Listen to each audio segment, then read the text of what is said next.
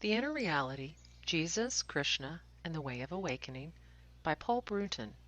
Chapter 6, Practical Help in Yoga. Meditation in ancient days was practiced as a vital part of daily living. In most ancient cultures, it began with the early morning worship of the sun. The sun was but the symbol of that great light which man hoped to find within himself. After seeing the visible sun, he would close his eyes and search for the inner sun, for the inner light of the overself. Because we've forgotten to look inward for the illumination that is there, we're dismally ignorant, lost in spiritual darkness. We run hither and thither, but where do we arrive? Consider the ever-increasing hurry and distraction of modern life. God is not so much denied as merely crowded out. Just as when Christ came in the first Christmas day, there was no room for him in the inn. So now there seems little room for him in the noise and bustle of the hostelry of modern life. In fact, those raucous voices which we hear in the world today, those terrible voices of blind passion and cruel hatred, of irritability, strife, and misunderstanding, are the voices of men who've never turned inward, who have lost understanding of their relationship with the divine soul. The only radical cure for this outer noise is to find inner silence. And once people learn how to find the inner peace, we shall surely have outward peace and eliminate senseless wars. It will come as a perfect and natural result. And it is the only way in which we will ever find peace. The dreams men have of lasting external peace will never materialize until they find it within themselves. It is human nature in its degenerated state that creates wars. No piece of paper called a treaty will ever heal the world of war. Meditation, the art of mental quiet, yoga as the Indians call it, is perhaps the fundamental practice of this inner quest. It is essential to whoever seeks to find his spiritual self. The basic principle behind it is simply this. Throughout the day, we're so busy attending to external things and external activities that we never become aware of who it is that is attending to these manifold activities. We just become so immersed in them that we do not even try to know who's being immersed. Meditation has as its primary aim the detachment of this entity or person who is acting, working, walking, moving from the activities themselves, so that he might get a chance to be truly conscious, to know himself. Hence, the fundamental method of meditation is to direct attention deliberately away from these outward activities and to turn inward in opposition. Whether in work or at pleasure, we're constantly engaged in external activity. And by external, I mean even mental activity, which although in appearance internal is still external, because the working of the intellect is something which the being or the true person must regard as external to himself. In other words, he who thinks and he who acts is neither thought nor activity. Therefore, if you wish to find this innermost being within you, you not only have to turn attention inward toward the mind, away from action, but you must penetrate still further inward, away from intellect itself, toward that which is behind. Unless we grasp the vital necessity for the practice of meditation and attempt to do this, how can we ever hope to free ourselves from the surface life that enslaves us? Many persons have misconceptions about yoga and meditation. They think that the practice of meditation is necessarily going to lead to marvelous supernatural experiences. Well, it may or it may not. They think it's going to develop occult powers. Well, it may do that, and it may not. They also think that you have to undergo the most ascetic regimes of self-discipline in order to make meditation successful. We who live in the Western world of Europe and America have neither the leisure nor the opportunity, and frequently not even the will, to practice such meditation for those protracted periods of time which the Indian yogis and medieval Christian mystics have given it.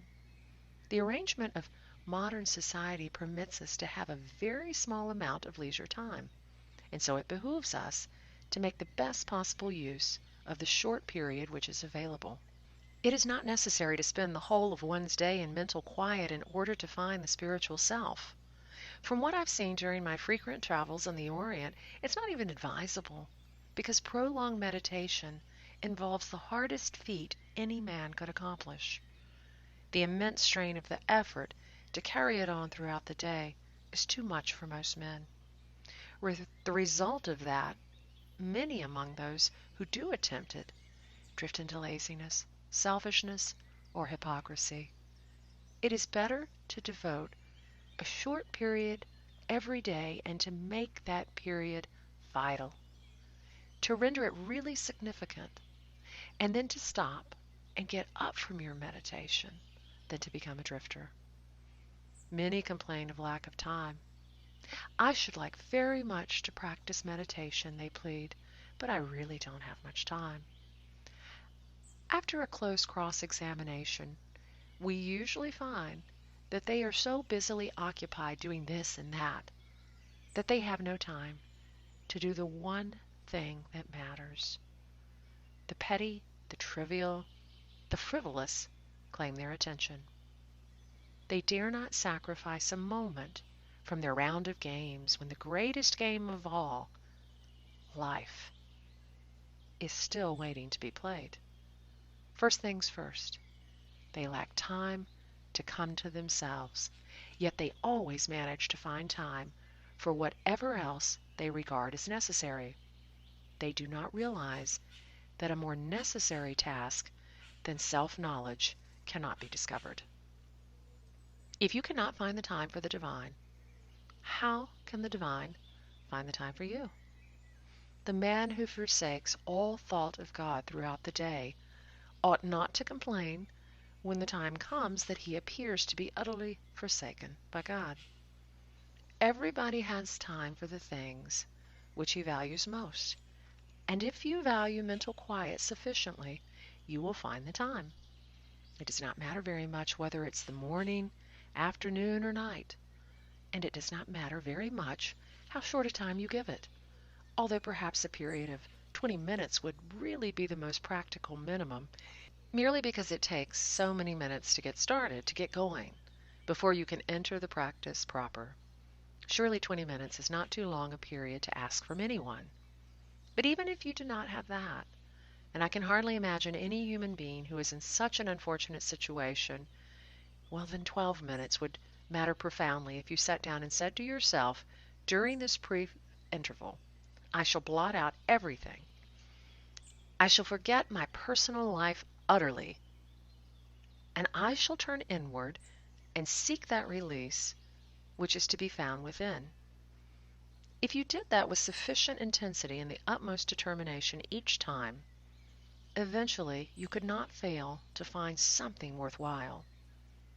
We do not grasp the tremendous value of physical existence or the importance of a wise use of our time.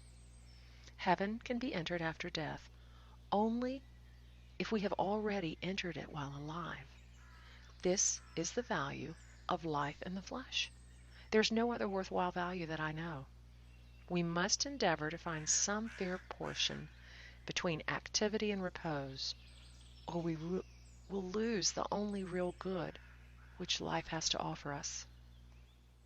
It is true we rarely find ourselves in a position where we can indulge in the luxury of leisurely reverie. For this we are not to blame our stars, our environment, or our friends. We accept without question the society in which we are born. We submit freely when it impounds and imprisons us. to obtain a recognized place in society, be it that of a commoner or king, we have perforce to pay the price of freedom. Those alone who are prepared to disregard the claims of ambition and the criticisms of society at the bidding of the true self are entitled to time for reverie. And the gods so ordain matters that they get it. There is really no restriction as to a suitable time or place to commence this practice. Begin it at once wherever you are. Do it according to the rules prescribed, and try to dive deep into the self. Although it does not greatly matter which time of day or night you do begin this practice, still, if you have a choice, then it's better to choose one of 3 periods. There is an advantage in practicing in the morning because the mind is freer, less burdened, and fresher. Moreover, if you succeed in breaking through the crust of personal and physical existence during the meditation, you will find something of that peace and stillness which envelops the deeper self. Then, when you take up your day's activity, you will find that stillness and peace still persist as a definite echo, still linger with you as a sort of heavenly afterglow, so that you carry on your work in the midst of that beautiful presence. This is the particular advantage of practicing in the morning. Moreover, the period succeeding dawn is a period of great stillness in the external nature, and for those who seek the internal stillness of the soul, it is consequently easier to practice more successfully then. The mind, at the moment of awakening, is like a delicate thread tied to the spiritual self. Therefore, the first activity of the day becomes of much more importance. Let it then be nothing else but your effort to get in touch with the spiritual nature, for at this moment, the effort will meet with least resistance. Do nothing else. Do not attempt to dress even, for that will send the mind out of its naturally concentrated condition and set it jumping about like a monkey from thought to thought. The second time, which is helpful for seekers, is the mysterious hour of twilight or sundown, for the reason that nature again experiences a hush, a pause in her external activity during the union of day with night. The third time, not so good as the previous 2, is that of noon. At high noon we have the possibility for a few minutes of contacting the spiritual self again a little more easily than otherwise. The reason lies in a mysterious connection between the sun and the spiritual life of this planet. But if your life is so arranged that dawn, sunset, and noon are not available for practice, then it does not matter.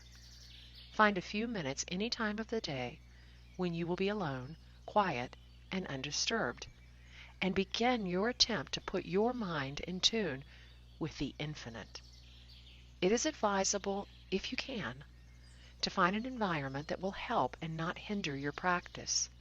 Such an environment would be one where nature is beautiful, quiet, tranquil, where the climate is not too trying, because extremes of both heat and cold hinder the mind's effort. After you set aside a certain time every day, it is advisable to keep that time. You will then automatically begin to meditate at that particular hour of the day. If you can do this, if you can stick to this regular time, do it. It will be helpful to you, and it will eventually make meditation easier. It is useful to keep one room reserved, or even the corner of a room, no matter how small it be, as the place where you will regularly practice your meditation. If you can do that, you will build up an invisible but real mental atmosphere within its walls. Every time you enter that room in your mind, it will automatically revert to the tendency to turn back on itself. The room becomes your shrine, as it were. Every entrance raises your mental vibration without any conscious effort on your part. It is important that you should not be disturbed during your meditation. Hence you ought always to lock the door. You must bid farewell to the outer world for the period of your withdrawal. And again, you must bid farewell to your own personal life with it. Try to let go of your particular burdens, your domestic cares, your business anxieties, your ambitions, hopes, and personal pleasures just for that period. Calm yourself and dismiss all thoughts about the family, surroundings, and worldly affairs, however exigent and necessary they may appear to be. Forget all of the ties which link you to external activity. Now draw the blinds or close the window shutter. Keep out the light, as the glare of light pressing upon the eyes will tend to distract you back to physical things. If you cannot have a private room where you can lock yourself in and meditate, then meditate anywhere. You need not make an outward demonstration of it. You can sometimes meditate walking in the street. In fact, when you do become familiar with meditation, you should learn to practice not only at fixed and set periods during the day, but at odd times also, so that you can use those occasional scraps of time whenever there's nothing to do. You may be waiting somewhere to keep an appointment or traveling at leisure in a train. Use a few minutes out of those periods. Let your mind revert to the quest, but do it without making a fussy external demonstration. Don't let people know what you're doing. Let it be your own secret. Next, find the sitting posture which is most comfortable to you. If possible, sit facing north, because the north aspect is best for all worship, where the object is to absorb power, while the east aspect is best for worship, to give power or adoration. Don't worry about adopting an Indian yoga posture.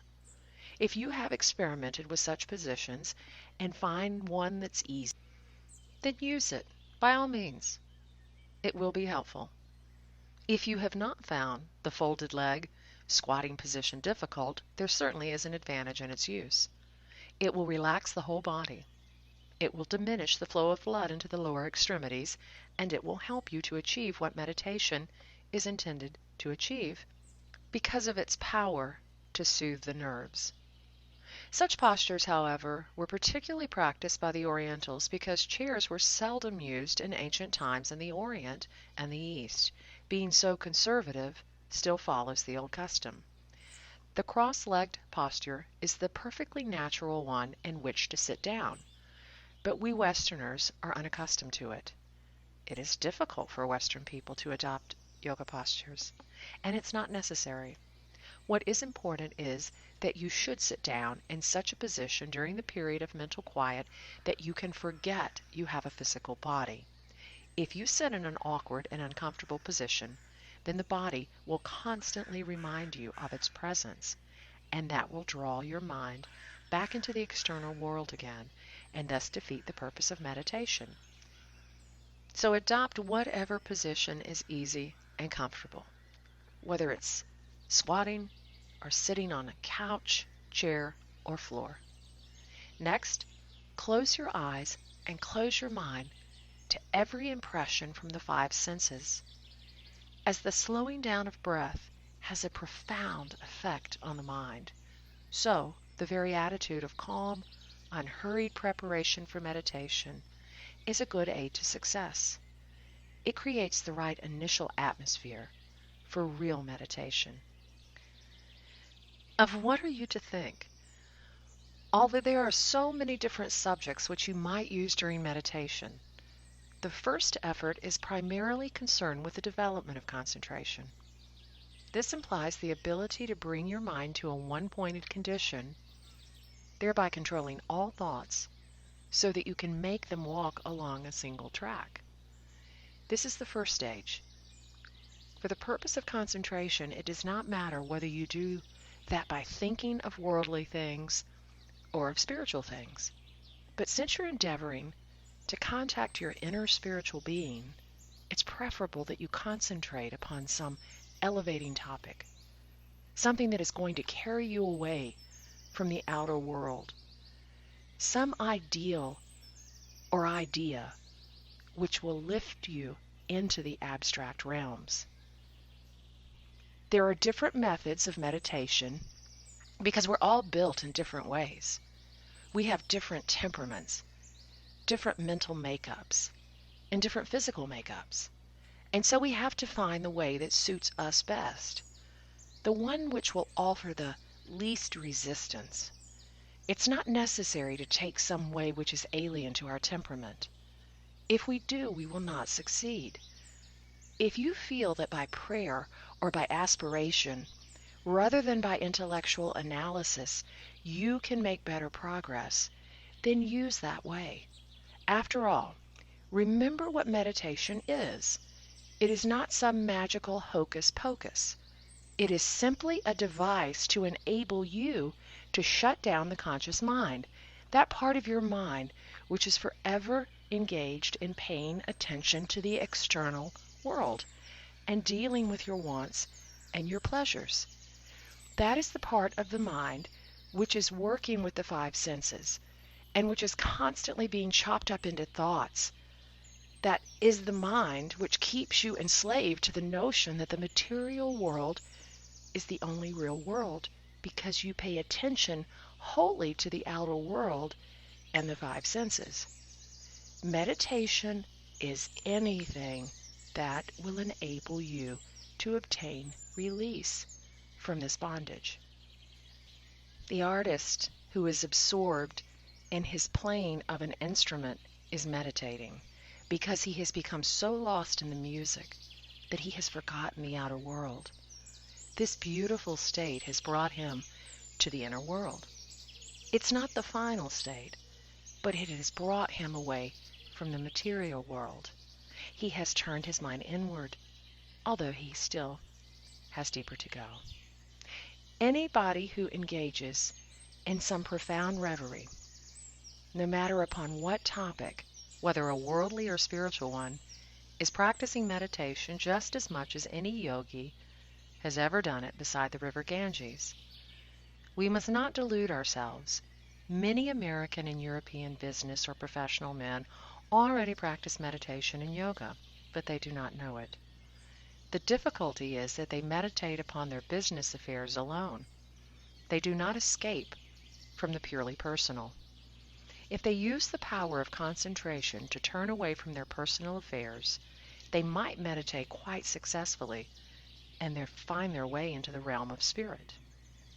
All the world loves laughter. It pays its comedians more than it pays its scientists. The instinct is right enough, for it is the instinct of escape from personal burdens.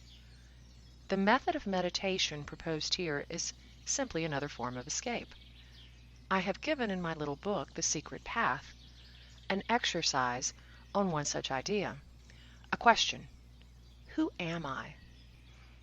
You can speculate upon that theme, and you can try to find the answer to it if you wish.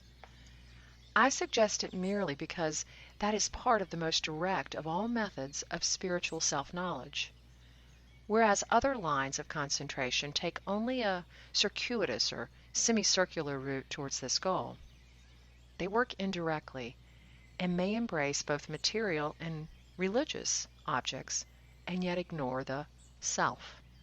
Here, however, while you are trying to develop your concentrative power, you combine that very effort with the endeavor to come closer to your spiritual self. The chief aim, anyway, in this early stage is to control thoughts, to bring the mind under control. So after you've chosen your topic, you must try not to let the mind stray from it. The mind is a rebel, as you will surely find out. The great difficulty which confronts the beginner in the art of mental quiet is that of controlling the multitude of thoughts which ceaselessly flock into his mind. This difficulty is the eternal complaint that has been made since ancient times.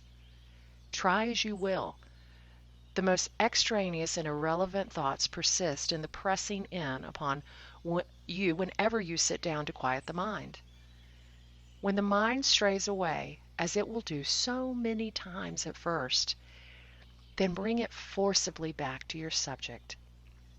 The moment you find that your attention has gone elsewhere, wandering away from the path you've set for it, make it return.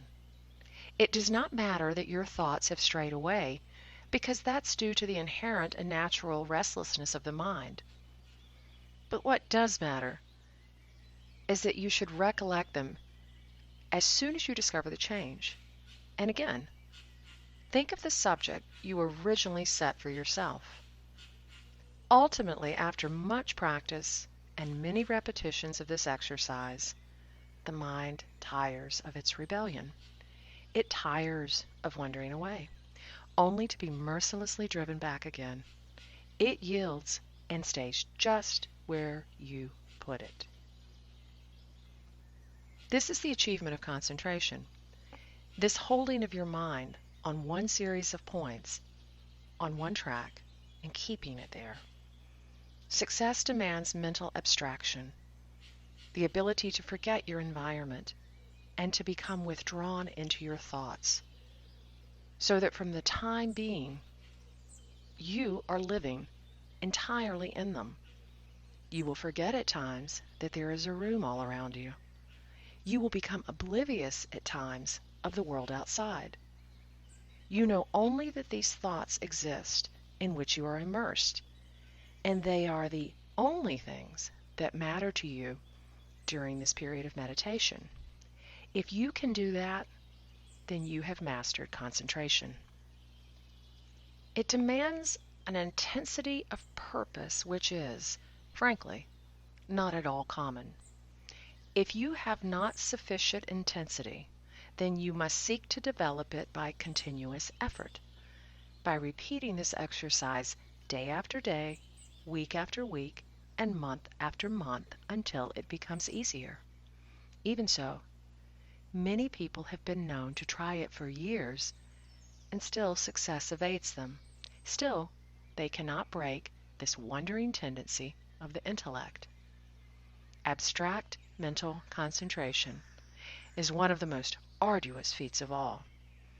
If you find it so difficult that after many repeated efforts, concentration remains impossible, then what are you to do? Well, you might try focusing attention upon a purely physical object. That will be easier for some people. Instead of taking an idea or an abstract theme, take a concrete, tangible object.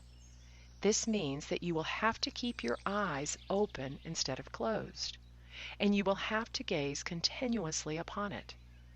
It is not advisable to adopt this practice, however, unless every other attempt is a failure. Generally, visual exercises should be used only after you've mastered thoughts. They ought to come at that stage only. But if you find that you cannot succeed otherwise, then you can take up this practice in order to gain mastery over the mind. It does not matter what you use in an object in this elementary stage, but it would matter very much if you were at the advanced stage. It does not matter whether you take a carved image of Jesus, a garden flower, or a shiny door handle. Once you've selected an object, then you must concentrate fully on that and on nothing else. Do not let your mind wander into thoughts about its qualities. You must not let your gaze be diverted from it. If you do not concentrate fully, what happens is that, by reflex action, the mind becomes fixed upon the very object upon which you are fixing your gaze. The mind itself will be focused on it, as it were. Repeat this process sufficiently often, and the wandering intellect will become habituated to this concentration upon an object, and thus be brought to heel in that way. Whatever it is, select one thing alone. Do not attempt to concentrate upon a multiplicity of objects. Remember, however, that the gazing practice is not helpful to all of us, and you have to find out by experiment whether it's necessary for you individually. Remember always, the actual object of concentration is of less importance than the degree of attention and interest we bring to it. Thus I have frequently found a suitable object in listening intently to the smooth chugging of wheels while traveling in an electric railroad train. The rhythmic vibration and repeated hum of the onward rushing, comfortably sprung train, inducing a sense of rest which, when carefully nurtured, soon develops into a deep peace, a lulled reverie which slips insensibly into a meditative condition. Another physical practice which can be a distinct help to the development of concentration is that of breath control. You can try this as a preface to meditation. Watch your breath movement intently for a few minutes. Slow it down to about half your normal cycle, not all at once, but little by little, reducing the time with every succeeding exercise. You arrive eventually at about half the usual rate of the complete breath cycle. That implies, for instance, 7 in-breathings instead of 14, and 7 out-breathings instead of 14. But in between the two movements, the inhalation and the exhalation, just gently check your breath. Hold it for a second or two, but not for longer. And during that brief interval, during those few seconds when you hold the breath, the mind will be held too. It will be held in suspension as if it were fastened upon the breathing, which it is watching. And that produces a state of inward concentration. Then the mind will be successfully concentrated. The fakirs in the Orient, under the name of yoga, often practice all sorts of physical contortions with their limbs tied up in queer knots, because when the body is held firmly fixed by willpower in those postures, that alters and controls the breathing instantly. Once the breath is brought under control by reflex action, it controls the mind. You have no need of struggling with any contorted postures. You can enter directly into breath control. Here again, although breath control has helped many people, it may not help you. You must find that out by experiment. If you discover that it helps you, then by all means use it. But always remember, it is only a means to attain an end. It is not a prime object in itself. And once you've really attained the power of mental concentration, you can dismiss all the indirect aids and go directly toward what you seek. Another helpful preliminary practice to meditation is to play a little recorded music. The music should preferably be of a religious nature, and if possible, executed on the violin. There are several records which you can buy which have the correct effect on the mind. They exalt and uplift it, and then still it. Listen intently to the music. Keep the mind fixed upon it. And when the music dies down on the last note, begin your meditation. There is still another aid available to some fortunate persons. It is perhaps the most efficacious of all. This consists in the help of a competent guide who has himself mastered the art. That is well understood in the Orient, so much so that those who want to master concentration for spiritual purposes always resort to the hermitages of these guides and stay there for a while.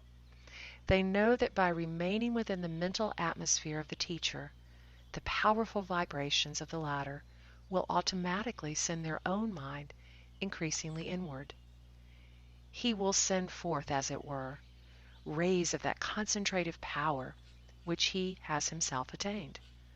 Science is now finding that telepathy is a fact, therefore, we need not doubt this possibility. And so, after the first physical meeting, the teacher can always send this radiation to the student, no matter where the latter is. He puts into the disciple's mind wordless, deliberate, bestowal of his natural presence. The student will receive the rays, and an inner urge will come to him to go deeper into self-concentration. With that, there also comes definite help, definite power. The teacher's mind takes hold of the student's mind, starts a centripetal current at work within it, and thus assist it to enter into the concentrative state. Such result can only come when the student and teacher are working together in harmony. The harmony is established when the student who has applied and been accepted continuously maintains the right mental attitude of devotion to and confidence in the teacher. Each time the student enters into practice of meditation, if he thinks for a minute or two of the teacher, by spontaneous reaction, he will automatically bring back the concentrative power and inner drive which come telepathically from him. This enables the student to penetrate his self more deeply than he could otherwise have done, more deeply even than the breathing exercise or the visual exercise could have helped him. That is the real reason why we need a teacher, not only to show us and to tell us what we have to do. Quite enough has been said and written for many centuries, but to give us some of the power and the strength needed to do it. Thus, association with those who are more advanced in meditation than ourselves is a definite aid to development. We pick up, as it were, the vibration of their mental atmosphere. We receive an inward impetus to further growth. We receive from such personal contact a truer understanding of the admittedly subtle nature of the art of meditation than we were likely to receive from the books. In this daily practice, you begin to get your mind working more easily along one track. You render it more and more concentrated, capable of becoming more and more inwardly absorbed and withdrawn from externals. At first, it may be done under a sense of duty, perhaps a rather painful duty, because the exercise is irksome. After a while, it may be months or years, the irksomeness disappears and you become accustomed to the practice. As a result of the repetition, there comes a time when concentration itself becomes a perfectly natural, habitual state.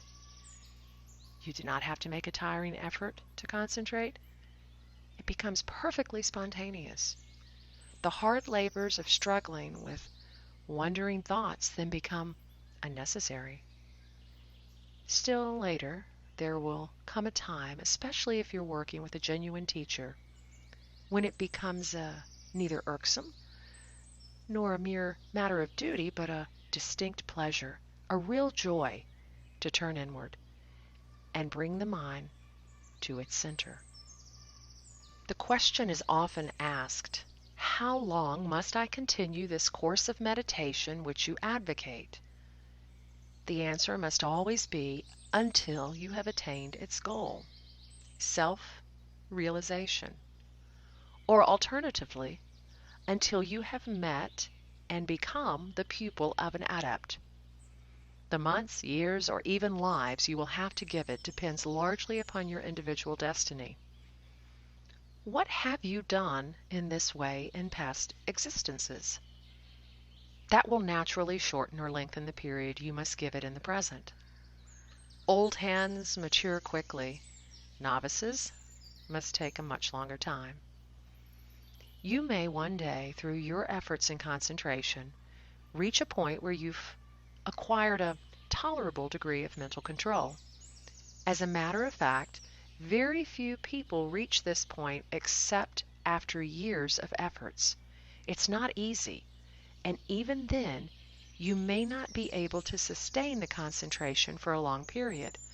Perhaps half an hour is your maximum. If you can do that, It is quite an achievement. You will find the mind begins to yield eventually. What are you to do next? You have now to prepare to enter another phase, which is meditation proper. And this is where you will discover the real benefits and find the real fruit of your years of effort. Hitherto you have had to struggle and strain. Henceforth meditation consists of working to still all your thoughts. Henceforth you are to seek to still the mind as a whole, to drop your sphere of consciousness, whatever it is that you are meditating upon, and yet to remain in that concentrative state, in that same inwardly absorbed attitude which you previously had. At this stage, you must ask who it is that is practicing this meditation. Who is it that is trying to make the mind still? Then you must wait reverently. The answer will be heralded by an intuition, a gentle sense, and something very indeterminate. You cannot force it.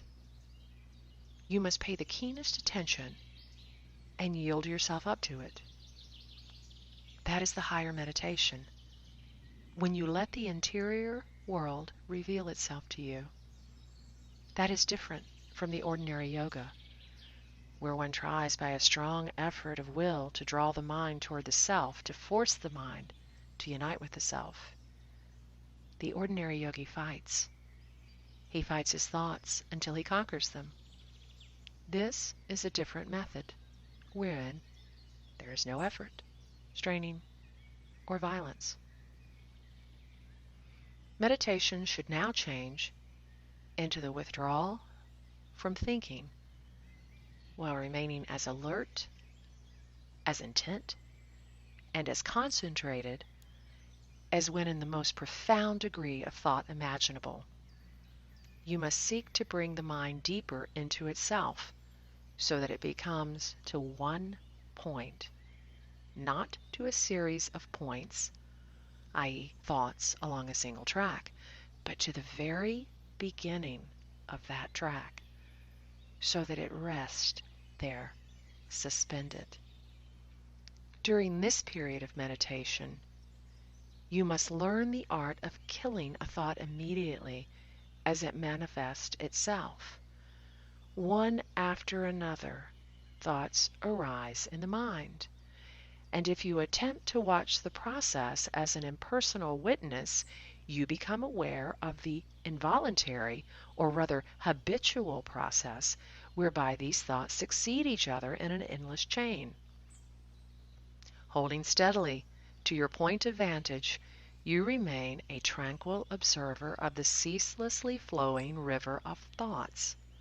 Having thoroughly established yourself in this observation post, the next step is to withdraw attention from the ideas that arise, refusing to follow them to the ultimate issue, thus making an attempt to kill thoughts at their birth. You will undergo some curious experiences. You may, for instance, leaving all visions aside, begin to feel yourself floating out of your body, or partly floating out of your body. You may feel that you are becoming nothing but space. Such sensations are very good and are signs of definite progress. They are signs that you are freeing yourself from the body, which has been the weight keeping your thoughts down to the objective world. Do not be afraid when they occur. When at this stage an unknown force seems to pull the head downward, do not resist it, but let the head bow down low and rest on the breast. And vice versa. If this force seems to raise the head, yield to it. There is also the possibility of getting sleepy during meditation. If one is practicing alone without the help of a teacher, then sleepiness is definitely a difficulty, a hindrance to meditation, and you must try to overcome it by sheer combative willpower, because the sleep of such a person at such a time is certainly not meditation and is of no spiritual value. In the Yoga Sutras, Patanjali's ancient manual of yoga, sleep is listed as one of the 5 hindrances to yoga, and that is correct. But it is a hindrance only to people who are practicing without a guide. On the other hand, if you are working with a competent guide, whether in a group or alone, at home, and you fall asleep during meditation, then it is a help, and one should yield to it. In the Orient, this condition is called yoga nidra, which means yoga sleep. It possesses a value immeasurably higher than that of ordinary sleep. The teacher is trying to speed up your progress in the art of meditation, and to force your growth somewhat as a gardener may force the growth of a hothouse flower. To do that, he has to shut down your conscious mind forcibly. What you cannot do by your own effort of willpower, he helps you to achieve, and a sleepy feeling will frequently result. You will feel that you are about to fall into a doze, and you may probably do so for a few seconds, but you will wake almost immediately after. The sleep will be light, dreamless slumber, and just those few seconds will give you the effect of sleeping for hours in deep slumber. When that occurs, it will come through a strong indrawing during your meditation. You forget the outside environment completely. Then you wake up and hover on the verge of it for a few minutes, and may repeat this a few times. Your mind flits across the sleep frontier and flits back again. Do not be afraid of that momentary sleep. It will not hinder you. It will only help. For that puts a stop to your restless mental activities. A little forcible help is being given you. It is forcing your progress, and that is why it has to be done, without your conscious cooperation. Yoga sleep has a real value in your development. In the old days of the mystery schools, similar experiences were deliberately brought about as a part of that training. Now you haven't those schools, but as much of the training is given to you as will still permit you to keep your footing and balance in the world. There's a very important step that is comparatively easy to achieve, and that is to think very slow and concentratively, and while thinking in that way, to sense the stillness, which is in the back of the mind. You try to ignore the ideas arising and concentrate attention firmly upon the gap or period between the formation of 2 ideas. Preserve in this. Remain stable in pure awareness, consciousness, and eventually disturbing thoughts die down in number and disappear. The meditation of beginners is thus quite different from the meditation of those who are much more advanced on the path, because the immediate aim in each case is somewhat different. The beginner has to battle with all his thoughts in order to find a central line of thought. But when he becomes more advanced, the aim is not only to find the truth about what he is meditating upon, but to reduce the number of his thoughts. After having thought in the most active and concentrative way possible, he suddenly lets all go and comes down to that element in which the mind itself is functioning. That prefaces mind stilling, not merely thinking about, but letting all thoughts lapse. He must try to empty the mind of all thoughts and mental pictures, including visions. When you have the courage to prescribe not merely evil thoughts, but all thoughts, when you dare to dismiss the endless seekings of the intellect as mere mental curiosity, when you can genuflect to the supreme silence alone, then do you become fit to face the God within? What you seek is a cessation of all thought, even if not for long. If you succeed in stilling all thought, you have achieved meditation. But in actual practice, very few people can do that wholly. But please do not let that discourage you. It is almost impossible for the human being who must work and act in the world to maintain suspension of thought completely for any protracted period of time. If you are successful for half a minute or a minute, that is very important, because during that brief period, you will contact forces, which you might say are liberating forces, that will affect your whole being throughout the day. It is not the length of time during which you enter the stillness that matters. It is the fact that you have entered it, even if only for 1 minute. When you are able to do this, you will become conscious of your thoughts moving ever so slowly through the stillness into deeper concentration. This advance in meditation can be reached by most people who are working without the personal help of a teacher. It means that the deeper part of the mind, that is, the inner mind, has come up into focus. Progress will give an increasing inner peace, but this is not to be construed as the ultimate. The stillness and peace represents the environing atmosphere, the condition within which your spirit can manifest itself. They are the emanations, or the fragrance, as it were, of the overself. Hence, the nearer you come to your inner spirit, the more of this peace you will find, and the more of this detachment from your external self. To sit in a state of attentive immobility while you calm the mind and watch for the arising of the soul, this is the true way of self-knowledge. Thus, you have reached a highly critical position. It is very important to realize that now you are not to make progress by your own efforts, but by reason of what is being done to you by the overself. Immediately, you imagine you're making progress, then you automatically stop it. Hence, few people have got beyond that stage.